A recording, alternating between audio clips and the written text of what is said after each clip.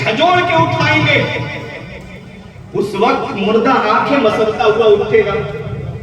ये 50 साल की जिंदगी, ये 60 साल जिंदगी, ये बिल्डिंगें बना के गए, लाखों रुपये अकाउंट में जमा करके गए, औलाद को डॉक्टर इंजीनियर प्रोफेसर बना के चले गए। इतनी लंबी जिंदगी जी के जाने वाला कब्र में आंख खोलेगा ना तो उसको ऐसा लगेगा जैसे एक सपना देख के आया। एक सपना कितनी देर देखता है आदमी, उसको लगेगा मैं सपना देख के आया हूं। अब असली जिंदगी तो अब ये कब्र की है। कब कयामत कायम होगी, अच्छे अमल किए हैं तब तो फरिश्ते कहेंगे नम का नौमतिल उरूस, सो जा जैसे दुल्हन सोती है। तो अगर नमाजें पढ़ के नहीं गए, नेक अमल करके दुनिया से नहीं गए, गुनाहों का बोझ लेके कब्र के अंदर चले गए, तो आला हजरत का वो शेर है, उनको रहम आए तो आए वरना वो करीब मार है क्या होना है। छुप के लोगों से किए जिसके गुनाह वो खबरदार है क्या होना है। हाय बिगड़ी तो कहां आकर नाव, बीच समंदर में आप सफर करते हो समंदर का, और बीच समंदर में तुम्हारा जहाज कश्ती खराब हो जाएगा, इधर किनारा है उधर किनारा है, सोचो कैसा आलम होगा। दुनिया की जिंदगी तो पार करके चले गए कब्र में, अब आखिरत तक की जिंदगी झेलनी है। अब सोचो कि इस बाद वाली जिंदगी अब अमल तो है नहीं, रजिस्टर बंद करके रख दिया गया, अब कब्र में कोई नेकी नहीं कर सकते, बंद।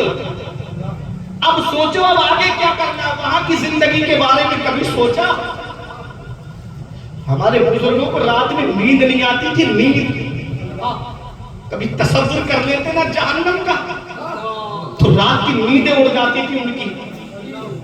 कभी जहन्नम की अजाब तो याद कर लेते ना तो सोते नहीं थे। गौसे आजम 40 साल तक इशा के वुजू से फजर की नमाज पढ़ते रहे। ये पीठ 40 साल बिस्तर से नहीं लगी गौसे आजम की रात में लेटने के लिए। गरीब नवाज 37 साल पूरी रात अल्लाह की इबादत की है, ये पीठ 37 साल बिस्तर से नहीं लगाई गरीब नवाज ने। तुम क्या समझते हो जलसे में आ गए, एक बार हाथ उठा के नारा लगा दिया तो जन्नत मिल जाएगी? जन्नत मिलना इतना आसान नहीं है जितना आज तुमने सोच रखा है। नमाजें छोड़ के कहता है मैं हुसैनी हूं, बता हुसैन ने कब फर्ज ऐन छोड़े हैं? मेरे अजीज में पहुंचा हूं इस नतीजे पर, नमाज छोड़ भी समझो हुसैन छोड़े हैं। जन्नत मिलना इतना आसान नहीं है। उमर फारूक आजम नमाज पढ़ने जा रहे थे, कोई घर में कुरान की तिलावत कर रहा था, एक आयत पढ़ी इन्ना अज़ाब जहन्नम लवाक़ि, बेशक जहन्नम का अजाब हक है। गश खा के गिर गए, कई दिन तक गशी का आलम तारी रहा। कहते थे कि उस दिन मेरा क्या होगा। ये वो हैं जिनको दुनिया में नबी ने जन्नती फरमाया है। ये वो उमर फारूक आजम है जिनके लिए नबी ने फरमाया मेरा उमर जिस रास्ते से गुजर जाता है उस रास्ते से शैतान नहीं गुजरता। ये वो उमर फारूक आजम है जो अशराए मुबश्शरा में से हैं, जिनका ये कहना था कि दरिया दजला के किनारे अगर कोई कुत्ता भी प्यासा मर गया तो उमर को उसका हिसाब देना पड़ेगा। 22 लाख मुरब्बा मील पे हुकूमत करने वाला, आधी दुनिया में हुकूमत करने वाला, और खौफे खुदा का ये आलम कि रात में गश्त लगाते थे, घूमते थे कि कहीं कोई मेरी रियासत में भूखा तो नहीं है, कहीं कोई प्यासा तो नहीं है। अगर कोई भूखा प्यासा सो गया तो उमर को उसका हिसाब देना पड़ेगा। खलीफा थे उमर, फाके से जिंदगी काटी। हमारे दौर का हाकिम प्याला छीन लेता है। खुदाई का अगर दावा कोई नमरूद करता है तो उसकी जान मच्छर का बच्चा छीन लेता है। उमर फारूक आजम गश्त कर रहे थे, एक घर से बच्चों के रोने की आवाज आई। गुलाम से कहा ठहरो जरा देखो इस घर में बच्चे क्यों रो रहे हैं।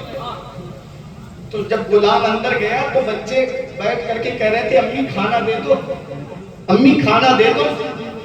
माँ ने पानी भर के हांडी में चूल्हे पे रख दिया था, करी बेटा खाना बन रहा है, मिल जाएगा बेटा, खाना बन रहा है, मिल जाएगा।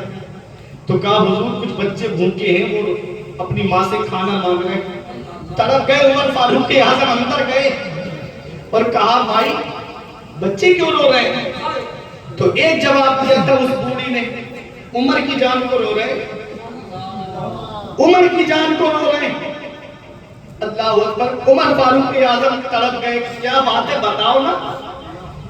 कहा मेरे बच्चे आज कई दिन से भूखे हैं, उमर को हमारी परवाह ही नहीं है, उमर को हमारी फिक्र ही नहीं है। हाँ इतना जरूर कहती हूं कि कयामत का दिन होगा, रब की बारगाह होगी, उमर का गिरेबान होगा और मेरा हाथ होगा, मैं पकड़ के ले जाऊंगी उमर को, कहूंगी मौला मेरे बच्चे भूखे थे। और उमर की उस वक्त उमर मक्के के अमीरुल मोमिनीन, मदीने के अमीरुल मोमिनीन थे।